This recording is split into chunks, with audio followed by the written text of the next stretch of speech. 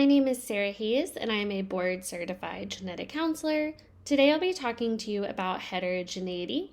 So we'll be talking about locus heterogeneity, allelic heterogeneity, as well as phenotypic heterogeneity. These are three hot words that are important to know for the ABGC board exam. Thinking about these terms like locus heterogeneity, what helped me the most when studying for boards was remembering that there's always something that's going to be different, and there's also always something that is going to be the same.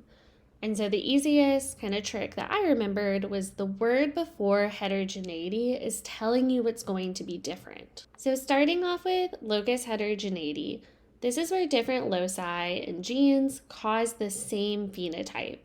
So for this example, the loci or genes are different, but the phenotype is what's going to be the same. One example is Dravet and Lang-Nielsen syndrome, and this can be caused by two different genes.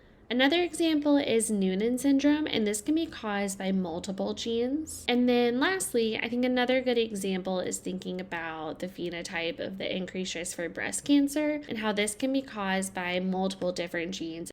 Moving on to allelic heterogeneity. This is where different alleles can cause the same phenotype. And so what's different is the alleles or variants, and the phenotype is what will be the same. Examples of allelic heterogeneity include things like cystic fibrosis, which we know that can be caused by a combination of over 1,000 different variants. Marfan syndrome can be caused by greater than 3,000 different variants, and we know that PKU can be caused by over 1,000 different variants. And so for each of these three examples, there are different alleles or variants, but they can all cause the same phenotype. Phenotypic heterogeneity is different than the previous two terms because the phenotype is what's different. And so phenotypic heterogeneity is where different phenotypes can be caused by variants in the same gene. I like to think of this as the opposite of locus heterogeneity, where different genes can cause the same phenotype. So for this example, phenotypic heterogeneity, what's different is the phenotype, and what's the same is the gene.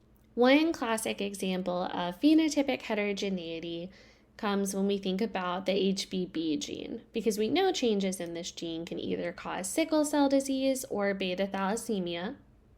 Another example we can see is when we think about the DMD gene, because we know changes in this gene can cause Duchenne muscular dystrophy or Becker muscular dystrophy.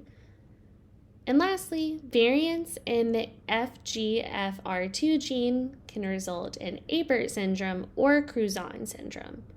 And so for each of these examples, we can see a different phenotype can be caused by variants in the same gene. In summary, locus heterogeneity, allelic heterogeneity, and phenotypic heterogeneity are three important terms you want to have down for the ABGC board exam. When thinking about these terms, the word before heterogeneity is going to tell you what's different. And we know for these terms, there's always something that's going to be different and something that's going to be the same. Locus heterogeneity is where different loci and genes can cause the same phenotype. Allelic heterogeneity is where different alleles cause the same phenotype. And phenotypic heterogeneity is where different phenotypes can be caused by variants in the same gene.